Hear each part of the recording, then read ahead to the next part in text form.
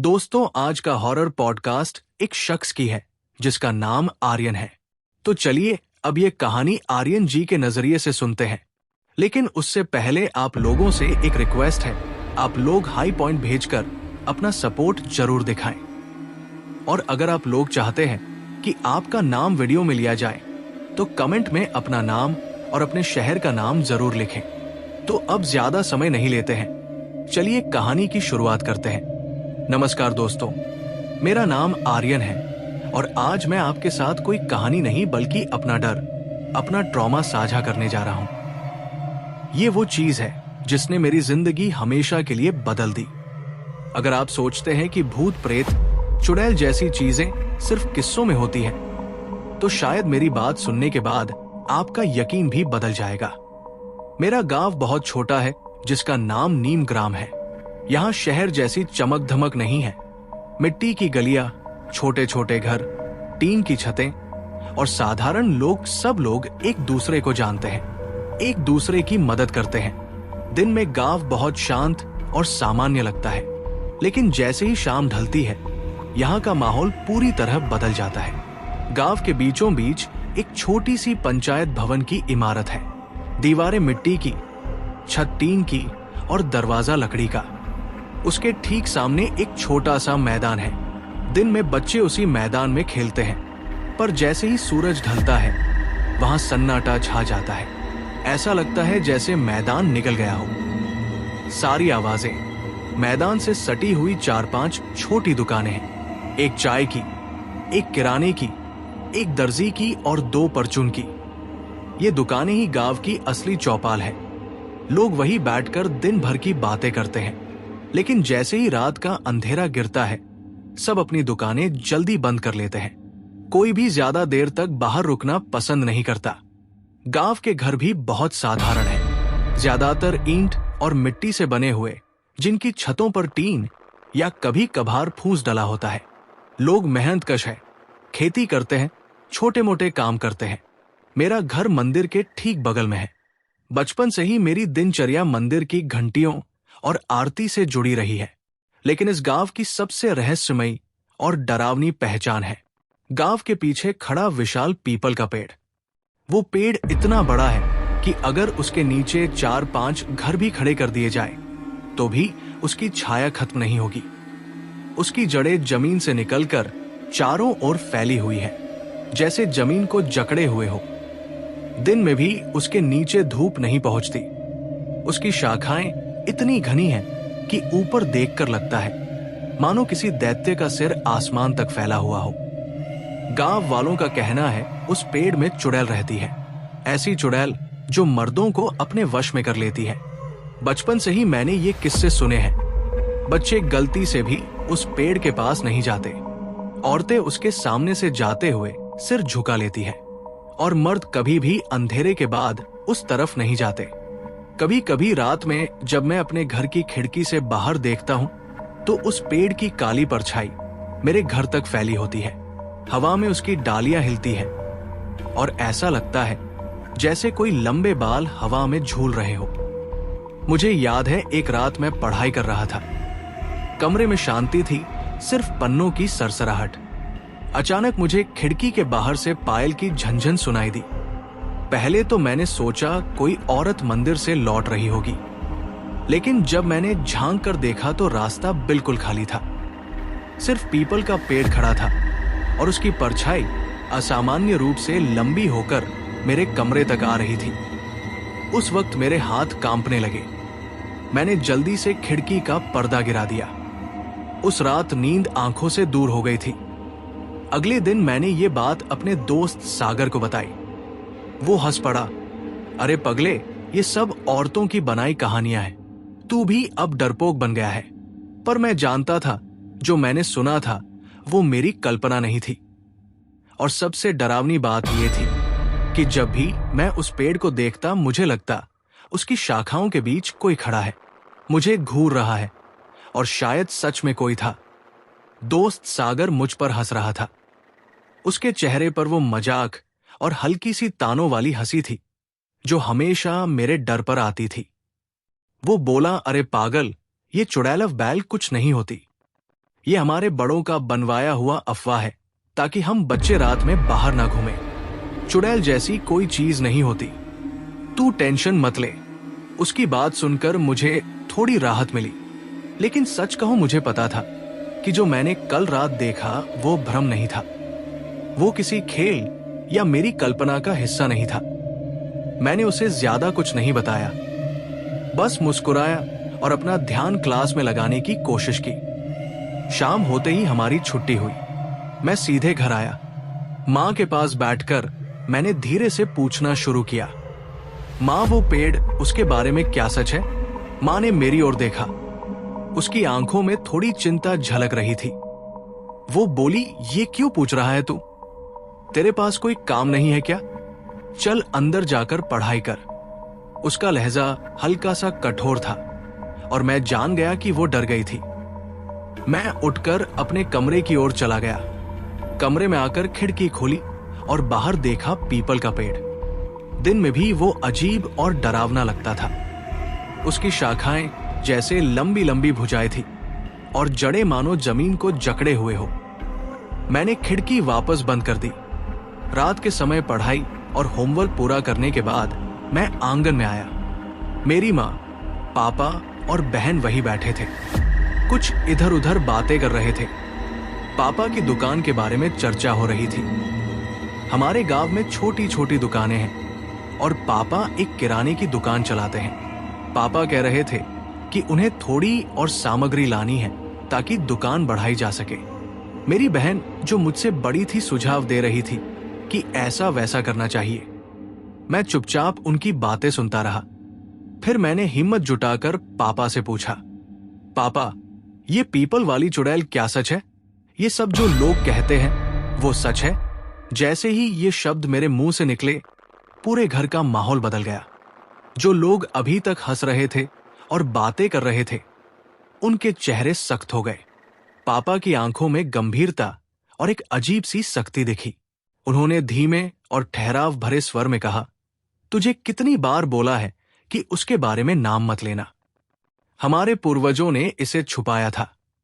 यह पुराना रहस्य है और हमारे लिए ही बेहतर है कि कोई उसके पास ना जाए।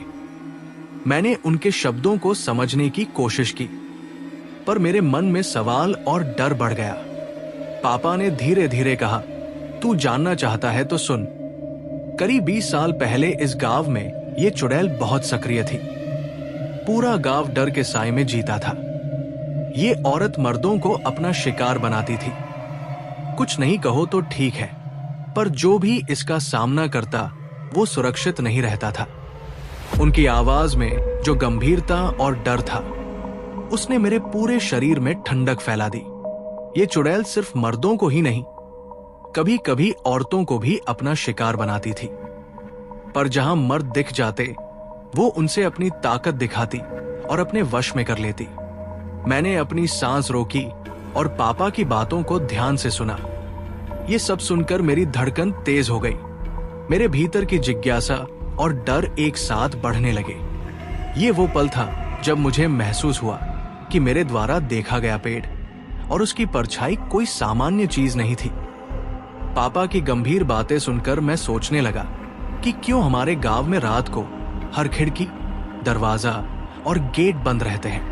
अब समझ में आया कि 20 साल पहले कितने लोग इस चुड़ैल के आतंक का शिकार हुए होंगे। मेरा मन और भी बेचैन हो गया। मैंने अपने कमरे की खिड़की से फिर से पीपल का पेड़ देखा। शाम की हल्की रोशनी में भी वो डरावना लग रहा था। शाखाएं हिल रही थी, मानो किसी की लंबी भुजाएं हवा में झूल रही हो।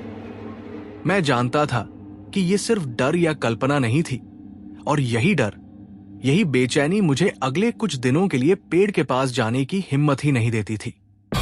रात का समय था। खाना खाकर मैं अपने कमरे में गया। बाहर बारिश हो रही थी।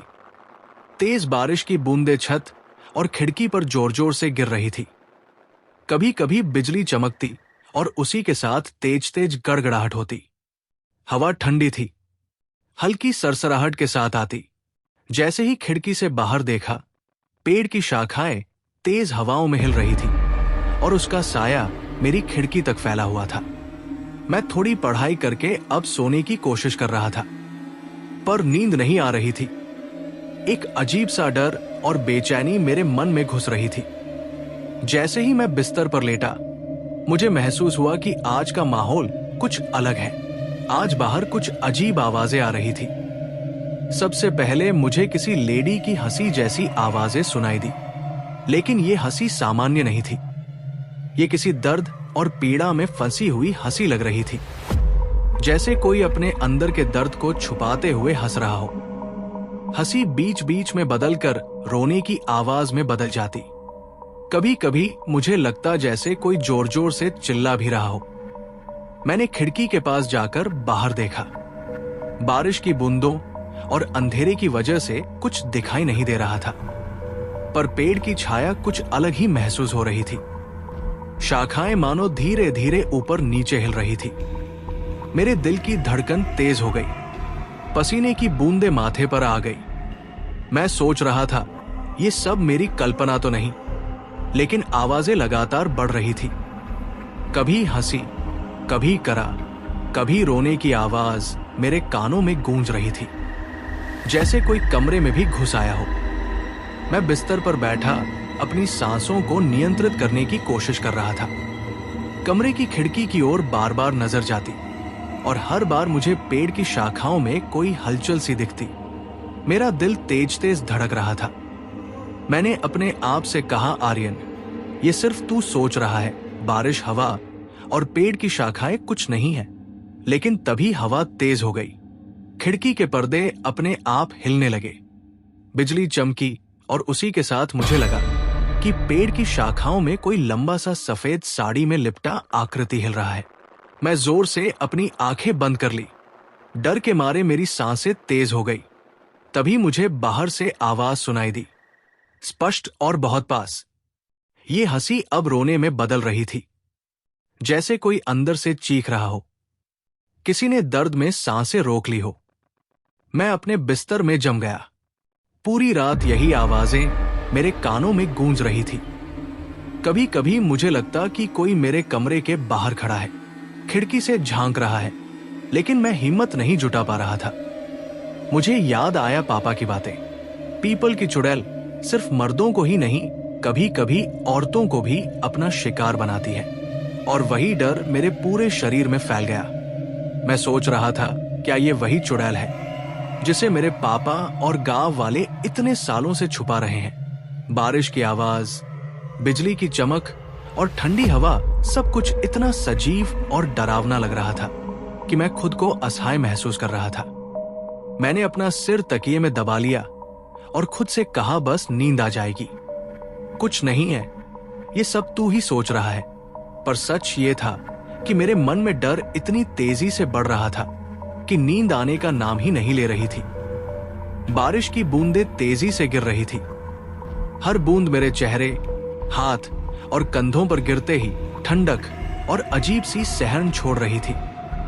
हवा भी ठंडी थी, जैसे उसकी हर एक झोंके में कोई छुपा हुआ हाथ मुझे छू रहा हो।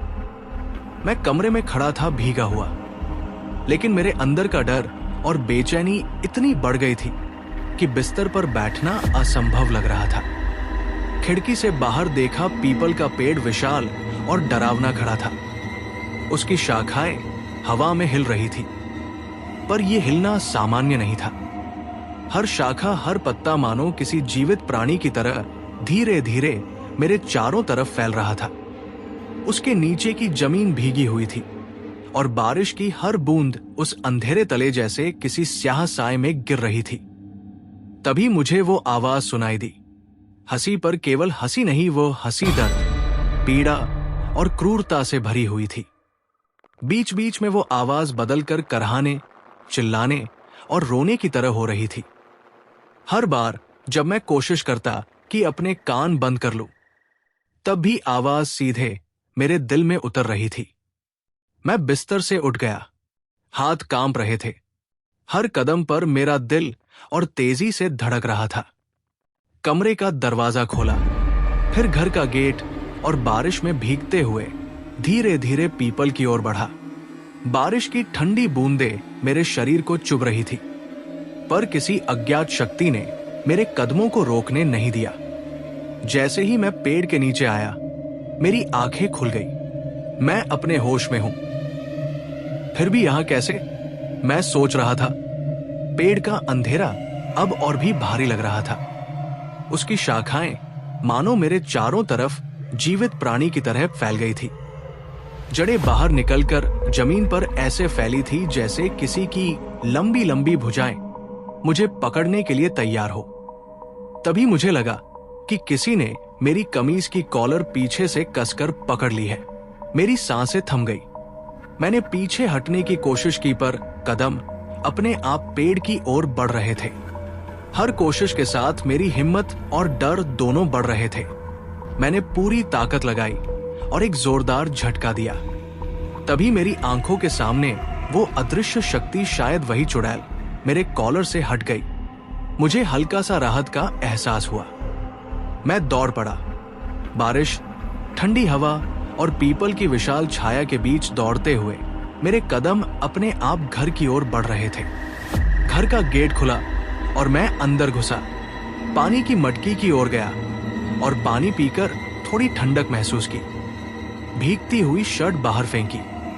दूसरी शर्ट पहनकर बिस्तर के ऊपर जाकर रजाई में खुद को लपेट लिया। लेकिन डर अभी भी पूरी तरह खत्म नहीं हुआ था। बाहर से आवाज सुनाई दी, किसी लेडी की आवाज दूर से पेड़ के नीचे से।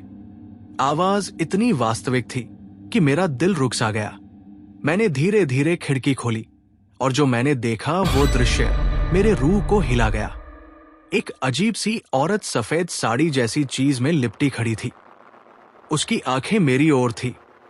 मुंह पर एक मुस्कान, ना खुशी ना दुख, केवल कोई भयानक ऊर्जा।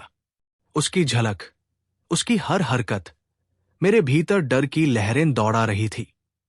मैं झटके से खिड़की बंद करके कमरे के कोने में खुद को दबा लिया। हाथ काम नहीं कर रहे थे। मैं समझ ही नहीं पा रहा था कि ये सब क्या हो रहा है। तभी घर के अंदर से अजीब आवाज सुनाई दी। डर और बढ़ गया। मैंने चारों तरफ देखा और एक बड़ा सा कंबल अपने ऊपर लपेट लिया। बाहर बारिश और ठंडी हवा में भीगते हुए मैं फिर भी अपने गेट की ओर बढ़ा और वह दृश्य, मेरी बहन बारिश में खड़ी थी। उल्टी खड़ी, बाल खुले हुए हाथ और पैर ऐसे घूम रहे थे जैसे वो किसी अदृश्य शक्ति में फंसी हो। उसकी आंखें मेरी ओर थी, चेहरा बिना भाव के लाइफलेस। मैं जोर से चिल्लाया, बहन। तभी अंदर से मां भी भागती हुई आई। वो बोली, आर्यन बेटा क्या हुआ? इतने में बहन धीरे धीरे नॉर्मल हुई। वो पास आई पर उसकी आवाज में अजीब था। छोटू, क्या देखा तूने? कुछ हुआ है तुझे? उसकी आंखों की वो एक्सप्रेशन प्योर हॉरर, मेरी रूह को कंपा देने वाला। मां ने बहन से बोला कि जा थोड़ा पानी ले आ। मेरी बहन पानी का गिलास ले आई। फिर मैंने पानी पिया। फिर मैंने मां से बोला कि कुछ नहीं, मैं ठीक हूं। और ऐसा बोल के मैं अपने कमरे में आ गया। मैं बिस्तर पर लेटा था, भीगा हुआ, ठंड से कांपता हुआ। लेकिन सबसे ज्यादा ठंडक मेरे शरीर में बाहर से नहीं बल्कि अंदर से फैल रही थी। वो डर, वो एहसास कि इस घर में कुछ तो है जो हमारे बीच मौजूद है। मेरा दिमाग अभी भी उस पीपल के पेड़ और बहन वाले दृश्य में अटका था। वो मेरी बहन थी या कुछ और वो औरत कौन थी जो खिड़की पर झांक रही थी? सवाल हजार थे पर जवाब एक भी नहीं। मैंने खुद को समझाने की कोशिश की, शायद मैं हेलुसिनेट कर रहा हूं। पर अगर हेलुसिनेशन था तो मेरी कॉलर किसने पकड़ी थी?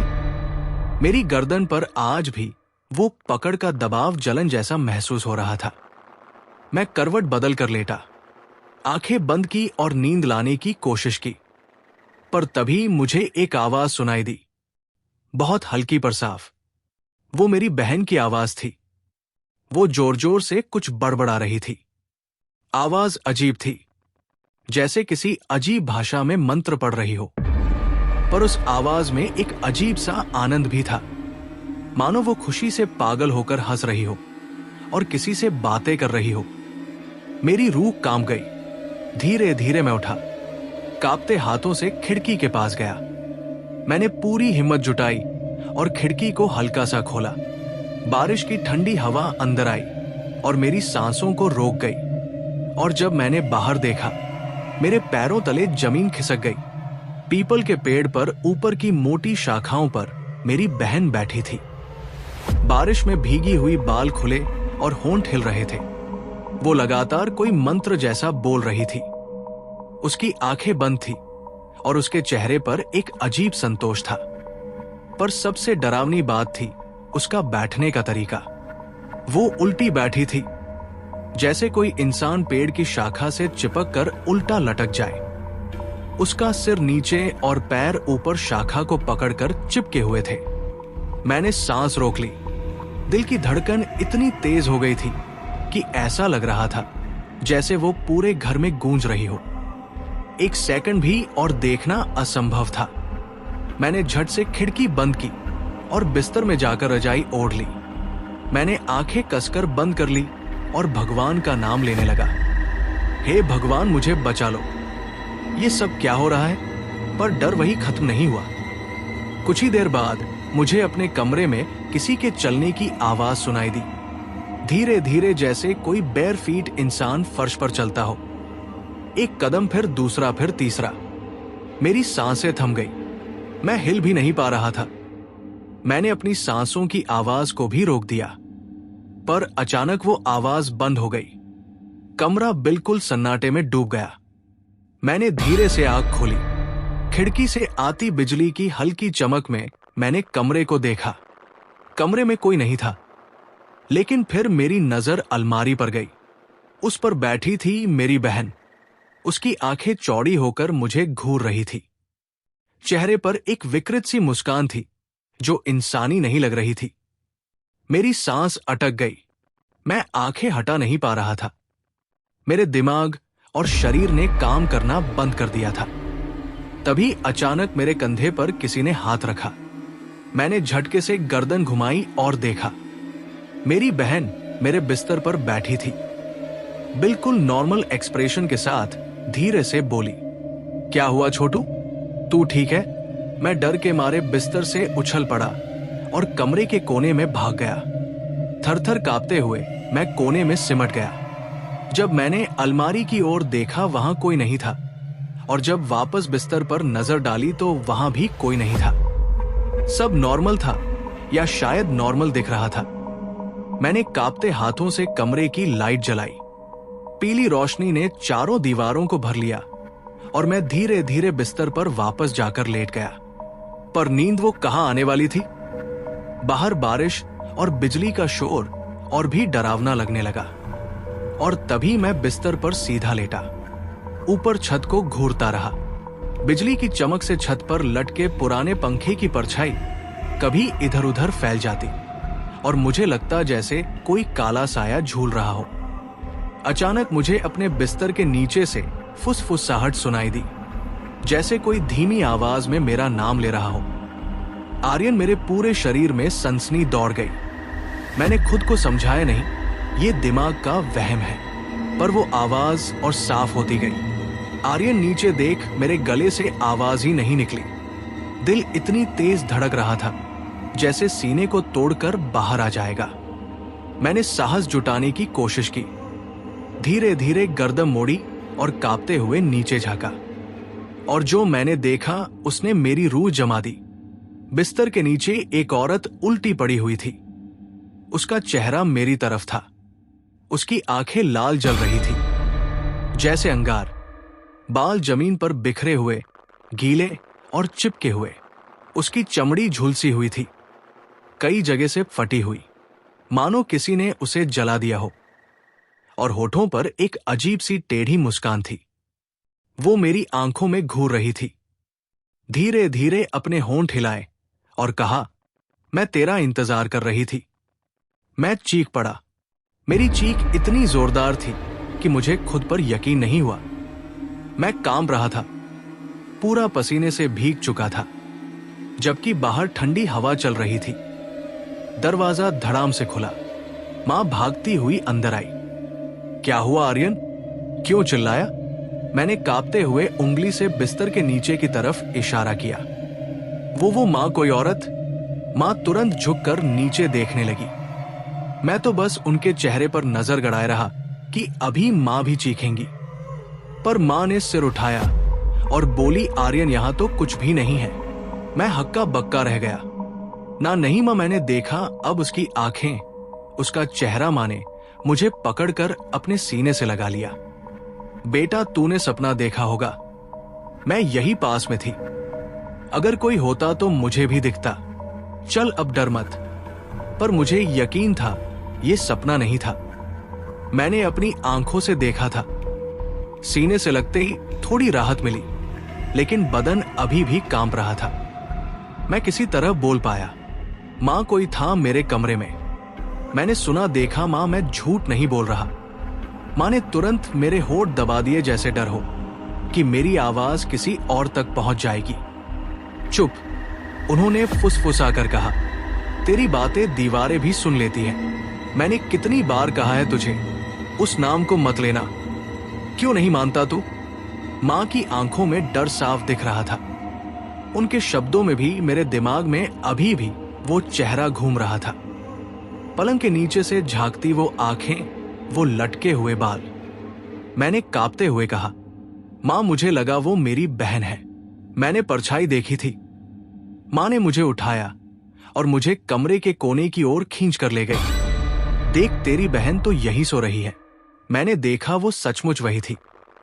गहरी नींद में उसका चेहरा बिल्कुल मासूम, सांसें शांत। मेरे पैरों तले जमीन खिसक गई। तो फिर जिसे मैंने देखा था वो कौन था? मां ने मेरी आंखों में झांकते हुए कहा, तेरा सपना था और कुछ नहीं। ज्यादा सोचता है तू, इसलिए ये सब दिखता है। याद रख, मैंने कहा था उस नाम को मत लेना। तूने गलती की। उनकी आवाज गहरी थी, जैसे चेतावनी हो। मैं चुप होकर मां के पास बैठ गया। कोशिश की खुद को समझाने की। शायद सच में सपना ही रहा होगा। लेकिन जब नजर अनजाने में फर्श पर गई तो दिल फिर से धड़क उठा। वो पैरों के गीले निशान अब भी वही थे। मैंने पलकें जोर से बंद कर ली। खुद को कहा, नहीं, सपना ही था और कुछ नहीं। मैं पागल हो रहा हूं शायद। लेकिन अंदर कहीं दिल की गहराई में एक आवाज फुसफुसा रही थी, ये सपना नहीं था आर्यन, तूने सच में देखा था। मां के कमरे से निकलकर मैं दहला हुआ था, पर एक अजीब किस्म की ठंडी जिज्ञासा ने मुझे आगे खींच लिया था। मेरी अंगुलियां कांप रही थी, पर मैं खुद को रोक नहीं पाया। घर की हवा इतनी घनी थी जैसे किसी ने सब सांसें एक जगह जमा कर दी हो। मैंने बाथरूम की ओर कदम बढ़ाए। वहां से कुछ अजीब सी आवाजें आ रही थी, कुछ बुदबुदाहट, मानो कोई खुद से बात कर रहा हो। दिल दहल गया, पर मेरा कदम अकेले उस आवाज की ओर बढ़ रहा था।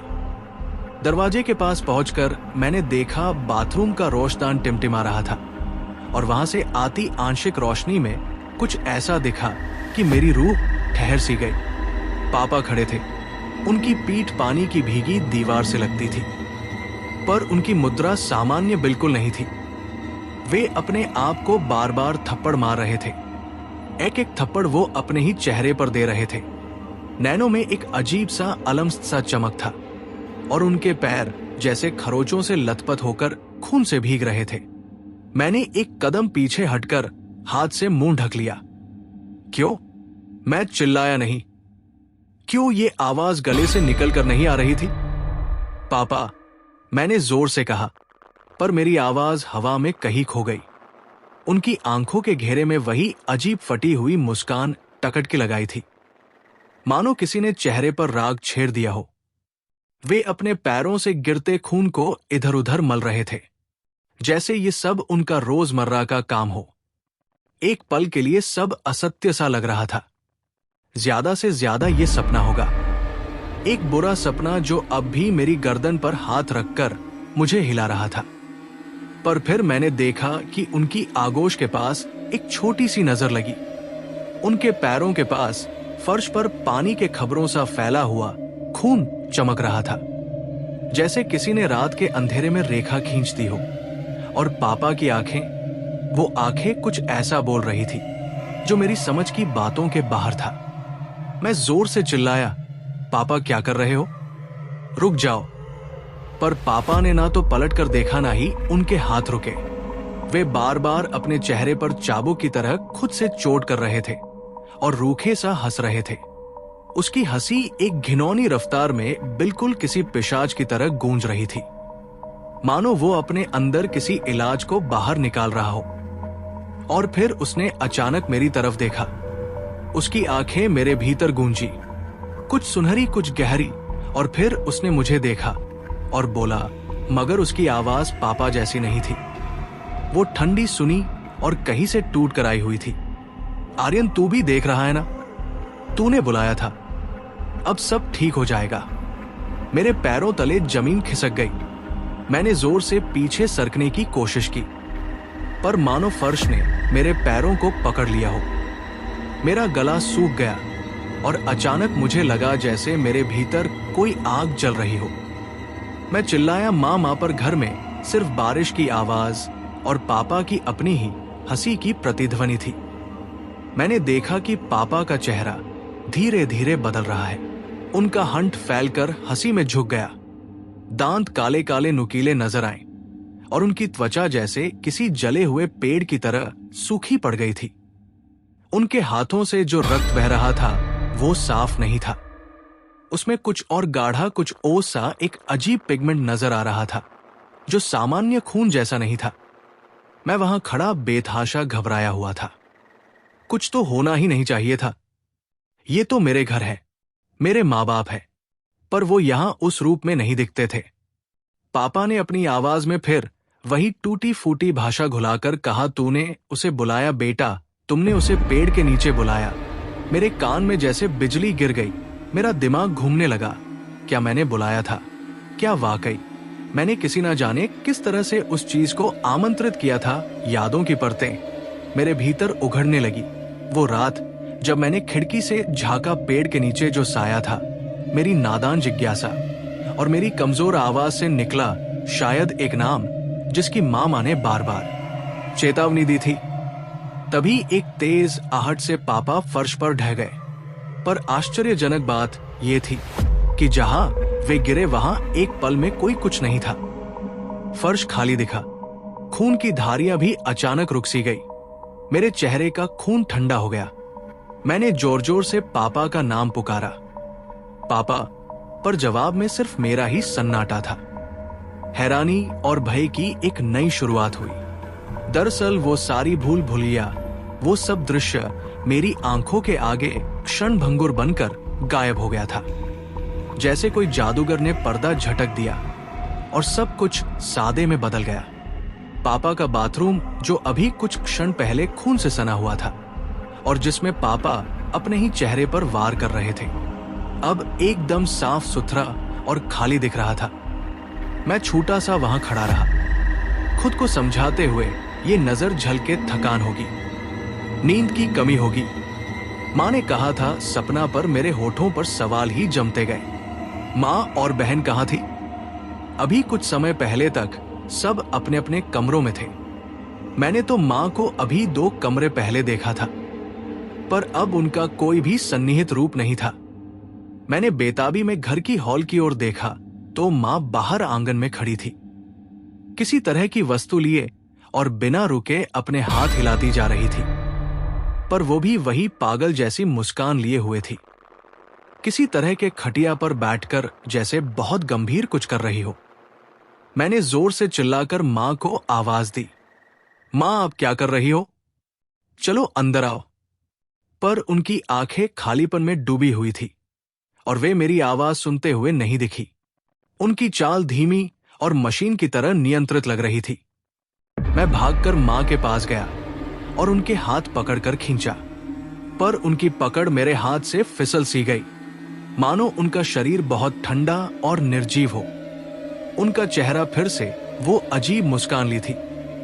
मेरी माँ, जिसको मैंने हमेशा अपनी दुनिया की सबसे सुरक्षित आत्मा माना था, उसकी आंखों के भीतर अब कोई पहचान नजर नहीं आ रही थी। तभी जैसे किसी ने हवा में दहाड़ भर दी हो। घर का हर दरवाजा, कमरे का पिछवाड़े का, सब एक साथ बंद हो गए। मैं चिल्लाने लगा, खोलो खोलो माँ बहन, पर ना तो कोई जवाब आया और ना ही कोई हलचल। केवल बारिश की टपकती आवाज और मेरे दिल की तेज तेज धड़कन। मेरे पैरों के नीचे से मेरी हिम्मत फिसल रही थी। मैं कैसे समझाऊं कि ये सब सच नहीं हो सकता, पर मन ने एक चीज दृढ़ता से बताई कि मैं अकेला नहीं था। किसी ने हमारी हर चीज में छेड़छाड़ कर दी थी, किसी ने हमारे रिश्तों में दरार डाल दी थी, और अब वही चीज हमारे घर के अंदर खेल रही थी। मुझे कुछ याद आया, मां की चेतावनी के शब्द, उस नाम को मत लेना। शायद मैंने नादानी में उस पंक्ति को उच्चारित कर दिया था, शायद वो एक आम बात थी, पर आज रात वो शब्द किसी दहशत का ताला खोल गया था। क्या मेरी एक हल्की सी आवाज किसी दरवाजे को खोल सकती थी? क्या मेरी जिज्ञासा किसी अनजान तंत्र का हिस्सा बन गई थी? मैंने अपने आप को संभाला और दौड़ लगाकर अपने कमरे की ओर भागा। गेट पर आते ही मैंने देखा कि दरवाजा अंदर से बंद था। मैं जोर लगाकर उसे खोला और अंदर घुसा। कमरे की रोशनी जलाई और बिस्तर पर जाकर झांका। कुछ भी नहीं था, पर असल बात यह थी कि अब मैं समझ गया था। मेरे घर की हर चीज, हर इंसान किसी और की इच्छा अनुसार हिल रहा था। मेरा घर अब मेरा घर नहीं रहा, यह किसी और का मंच बन चुका था। मैं अंधेरे में बैठकर कांप रहा था। मेरा दिमाग छल छल कर रहा था। अभ्यासिक मैंने खुद को तसल्ली दी कि सुबह सब सामान्य होगा, पर यह सोचते समय मेरे गले से एक सूक्ष्म सी फुसफुसाहट निकली। बिस्तर के नीचे से आर्यन, और इस बार मेरी इस आवाज पर मैं सच्चाई से डर गया, क्योंकि अब मुझे यकीन था कि मैं सपना नहीं देख रहा था। जो भी था वो सच था, और अब वो हमारी रोशनी, हमारी दीवारों और हमारे फर्शों के भीतर उतरकर खेल रहा था। मैं सच कह रहा हूं, उस पल मेरी हालत ऐसी थी कि अगर कोई मेरी धड़कन सुन लेता तो शायद कह देता कि ये लड़का अगले ही क्षण मर जाएगा। मैं अपने कमरे से पूरी ताकत लगाकर भागा था। ऐसा लग रहा था जैसे घर की दीवारें मुझे दबोच लेंगी, जैसे मेरी सांसें घर की छत के नीचे घुट जाएंगी। मैं दरवाजा पटक कर बाहर निकला और तुरंत ही बारिश की ठंडी बौछारें मेरे चेहरे पर आ गिरी। बिजली आसमान को बार बार चीर रही थी, और हर बार ऐसा लगता जैसे पूरा गांव सफेद सी चमक से पल भर के लिए उजागर हो जाता हूं, और फिर अचानक गहरे अंधेरे में डूब जाता हूं। ठंडी हवा मेरी हड्डियों तक को जमा रही थी। मेरा सीना ऊपर नीचे हो रहा था। सांसें टूट टूट कर बाहर निकल रही थी। मैं दौड़ता हुआ सीधे गांव की ओर भागा। रास्ते में कीचड़ मेरे पैरों में चिपक रहा थी, पर मैं रुका नहीं। जब मैं गांव के बीचों बीच पहुंचा तो मेरी आंखें फटी रह गई। हमारी दुकान खुली हुई थी। समझ नहीं आ रहा था, रात के 3 बजे और दुकान खुली, ये तो कभी हुआ ही नहीं था। मेरे पापा तो हमेशा कहते थे, रात को दुकान का ताला खुला देखना भी अशकुन है, पर आज ना सिर्फ हमारी दुकान बल्कि सारी दुकानें खुली हुई थी। गांव के उस छोटे से बाजार में कुल 5-6 ही दुकानें थी। एक किराने की, एक चायपान की, एक लोहे काट की चीजों की, और बाकी छोटी मोटी। हर दुकान की अपनी लकड़ी की खिड़की, लोहे का शटर और मिट्टी की दीवारें थी। लेकिन उस रात हर दुकान के सामने दिया सा जल रहा था, जैसे कोई ग्राहक का इंतजार हो। और सबसे डरावनी बात, हर दुकान में एक आदमी बैठा था और उसके सामने एक औरत खड़ी थी। मैंने अपनी आंखें मल कर देखी। हां, गलती नहीं थी। हमारी दुकान के सामने पापा बैठे थे और उनके सामने एक औरत खड़ी थी। वही औरत जिसे मैंने कभी गांव में नहीं देखा था। उसका शरीर लंबा पतला था। काले भीगे कपड़े उसके तन से चिपके हुए थे। उसके बाल इतने लंबे और गीले की जमीन तक टपक रहे थे। उसके होंठ लाल थे, पर आंखें, उसकी आंखों में कोई सफेदी नहीं थी, सिर्फ काला, गहरा, घना काला। वो पापा से कुछ ले रही थी, कोई डिब्बा, शायद चीनी या आटा। पापा उसके सामने ऐसे खड़े थे जैसे किसी पुराने ग्राहक को सामान दे रहे हो, लेकिन उनके चेहरे पर कोई भाव नहीं था। ना मुस्कान, ना डर, ना सवाल, बस खाली सी आंखें। मैं वही सन खड़ा था। ये क्या हो रहा है? मैंने बाकी दुकानों की ओर देखा। हर दुकान में वही दृश्य था। हर दुकानदार के सामने एक औरत खड़ी थी। हर औरत अलग दिख रही थी। किसी के कपड़े फटे हुए, किसी का चेहरा आधा झुलसा हुआ, किसी के होंठ फटे हुए, लेकिन सबके बाल गीले, आंखें काली और चेहरों पर वही घिनौनी मुस्कान। मां की बात अचानक मेरे कानों में गूंजी। वो औरत वो हर मर्द को अपने वश में कर लेती है। मेरे पैरों तले जमीन खिसक गई। क्या मैं वही गलती कर बैठा था? क्या पीपल के नीचे जाकर मैंने सचमुच उसे आजाद कर दिया था? मैं धीरे धीरे पीछे हट रहा था कि तभी पीछे से एक आवाज आई, आर्यन तुम यहां क्या कर रहे हो? मैं पलटा। मेरी आंखें और चौड़ी हो गई। प्रिया मेरी क्लासमेट, वही लड़की जो हमेशा डरपोक थी, जो अकेले शौचालय तक नहीं जाती थी, वही इस वक्त मेरे सामने खड़ी थी। उसके चेहरे पर सामान्य सी मुस्कान थी। कपड़े वैसे ही थे जैसे दिन में स्कूल में पहनती थी। भीग चुकी थी पर चेहरे पर जरा सा भी डर नहीं। वो मेरे पास आई और बोली, चलो मेरे साथ, हम वहां चलते हैं। उसने इशारा किया पीपल के पेड़ की ओर। मेरे पूरे शरीर में ठंड की लहर दौड़ गई। प्रिया तू यहां है? इस वक्त मेरी आवाज कांप रही थी।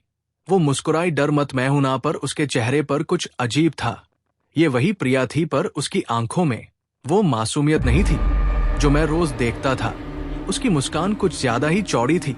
उसने मेरा हाथ पकड़ना चाहा। जैसे ही उसकी उंगलियां मेरी कलाई पर आई, मुझे लगा जैसे बर्फ की कील मेरी त्वचा में धंस गई हो। तभी अचानक मेरे भीतर गुस्से और डर का मिश्रण उभर। मैंने पूरी ताकत से अपना पैर उठाया और उसके पेट पर मारा। धड़ाम, वो जमीन पर गिर गई।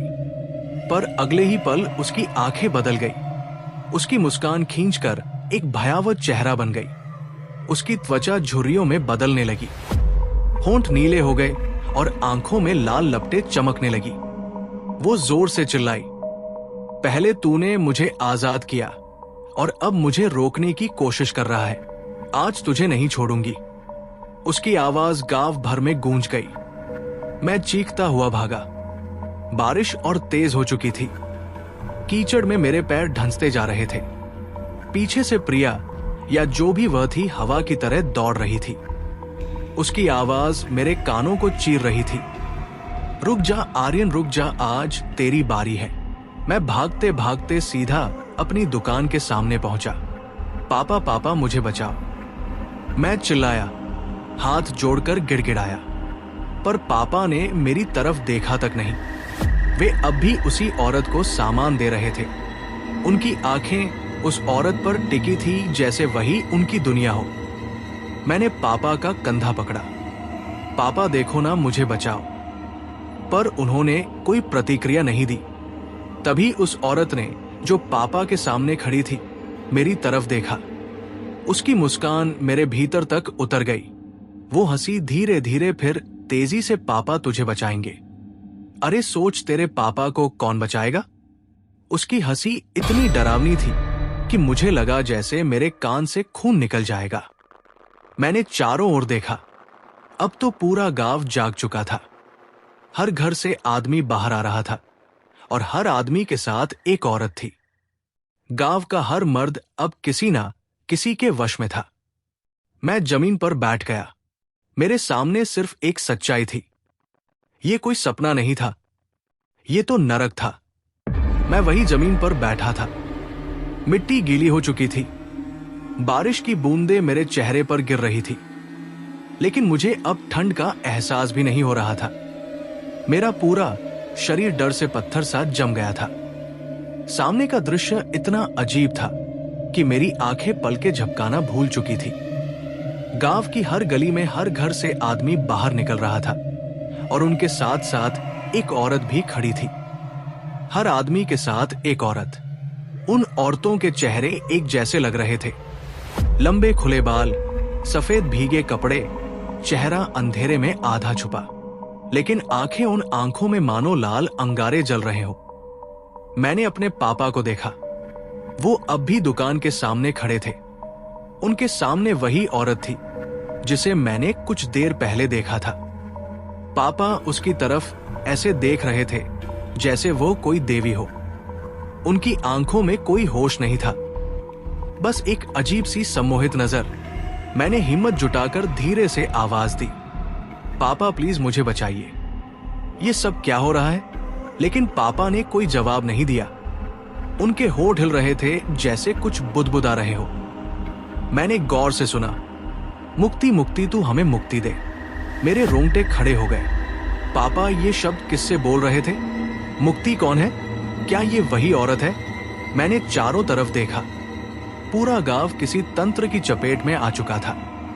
बारिश के बीच भी हवा ठंडी नहीं बल्कि भारी और दबाव वाली लग रही थी, मानो कोई अनदेखा बोझ पूरे वातावरण पर लटक गया हो। तभी पीछे से एक मीठी लेकिन ठंडी आवाज आई, आर्यन तू अभी भी भागना चाहता है, चलना मेरे साथ। मैंने कांपते हुए पीछे देखा। वो प्रिया फिर से मेरे सामने खड़ी थी, लेकिन अब उसके चेहरे पर वो मासूमियत नहीं थी जो मैं जानता था। उसकी आंखों के नीचे गहरी काली रेखाएं थी, होठों पर हल्की सी तिरछी मुस्कान। तुम प्रिया, मेरी आवाज टूट रही थी। वो पास आई, उसके कदमों की आवाज पानी से भीगी जमीन पर अजीब सी गूंज पैदा कर रही थी। उसने कहा, तूने मुझे मुक्त किया आर्यन, याद है? तूने उस नाम को लिया और मेरा बंधन टूट गया। अब तू मुझसे दूर नहीं जा सकता। मेरा पूरा शरीर हिलने लगा ना। नहीं, ये सच नहीं है, तू प्रिया नहीं है, तू कुछ और है। वो हंसी, एक ऐसी हंसी जिसमें कराह और चित्कार दोनों छुपे थे। सही कहा तूने, मैं प्रिया नहीं हूं। लेकिन अब उसके चेहरे में, उसकी आवाज में, उसके शरीर में मैं जी रही हूं और तू मेरा चुना हुआ है। मैंने पूरी ताकत लगाकर पीछे हटने की कोशिश की, लेकिन मेरे पैर मानो जमीन से चिपक गए थे। तभी अचानक उसकी उंगलियां मेरे हाथ की ओर बढ़ी। उसकी उंगलियां बर्फ जैसी ठंडी थी। मैं जोर से चिल्लाया, छोड़ मुझे। तभी मैंने देखा बाकी गांव की औरतें भी धीरे धीरे मेरी ओर मुड़ रही थी। उनकी आंखें मुझ पर टिक गई थी। सब एक साथ मुस्कुराई, वही अजीब चौड़ी खींची हुई मुस्कान। मेरा गला सूख रहा था। हे भगवान, ये मेरे साथ क्या हो रहा है? मैंने आखिरी हिम्मत जुटाई और अपने हाथ को झटका। मैं प्रिया से दिखने वाली उस औरत को धक्का देकर भागा। गांव की गलियां अब काली छाया से भरी हुई थी। बारिश की बूंदें कान फाड़ने जैसी आवाज कर रही थी। पेड़ों की डालियां हवा में झूल रही थी, जैसे किसी की गर्दनें टूट कर लग रही हो। मैं भागते भागते चिल्ला रहा था, कोई है, कोई मुझे बचाओ, लेकिन कोई आवाज नहीं आई। बस वही औरतों की हंसी जो अब पूरे गांव में गूंज रही थी। मैं गलियों में इधर उधर भाग रहा था। मेरे शरीर की सारी हड्डियां कांप रही थी। सांसें तेज और अनियंत्रित थी। बारिश की बूंदें इतनी तेज गिर रही थी कि मेरे चेहरे और बालों से पानी लगातार बह रहा था। ठंडी हवा मेरे शरीर पर चुभ रही थी। हर कदम पर जमीन फिसल रही थी और मेरे पैर की हर धक्का मेरे डर को और बढ़ा रही थी। मुझे ऐसा लग रहा था जैसे पूरे गांव में कोई अदृश्य शक्ति मेरे पीछे चल रही हो। इतनी रात में गांव की गलियां सुनसान और भूतिया लग रही थी। हर घर की छत पर बरसात की बूंदों की आवाज, ठंडी हवा की सरसराहट और पेड़ों की शाखाओं की हिलती हुई छाया, सब कुछ मिलकर एक डरावना माहौल बना रही थी। मेरा मन दहशत से भर चुका था, लेकिन मेरे भीतर एक अजीब हिम्मत भी थी। तभी मुझे याद आया गुरु अमित कुमार जी, उनके बारे में दादी ने बहुत कुछ बताया था।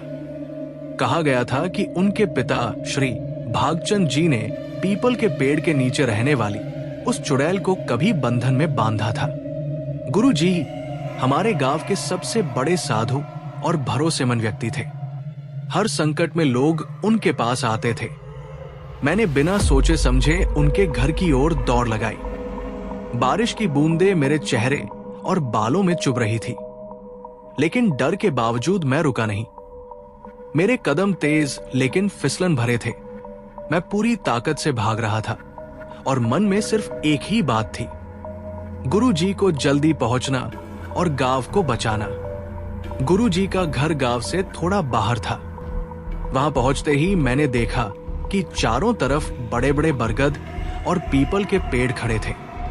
उनकी शाखाएं हवा में सरसराहट कर रही थी और अंधेरी रात में उनकी लंबी लंबी छाया जमीन पर डरावनी परछाइयां बना रही थी।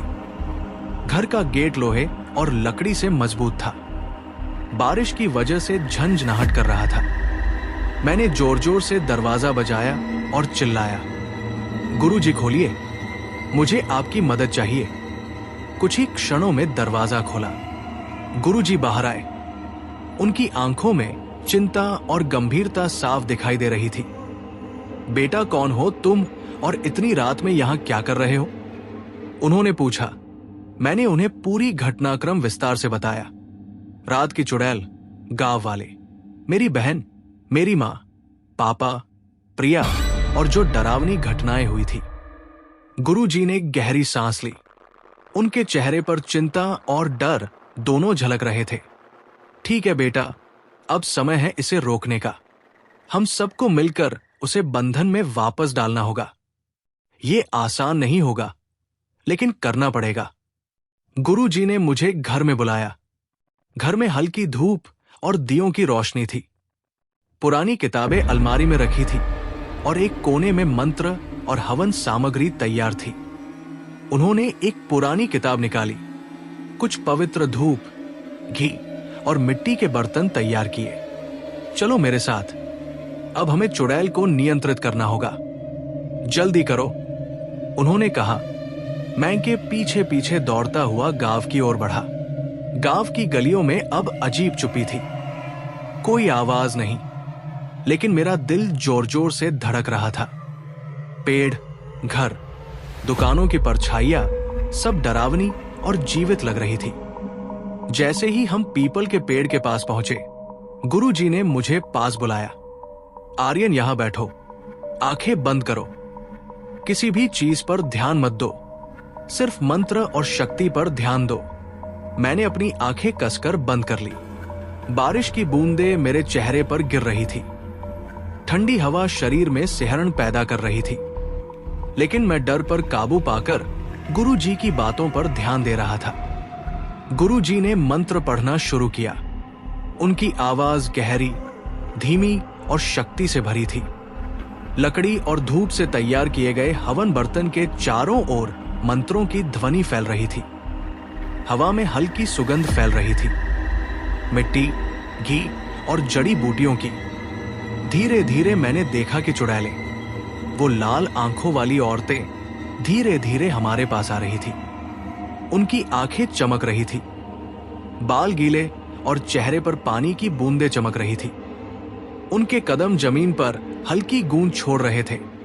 गुरुजी ने मंत्र तेज कर दिया।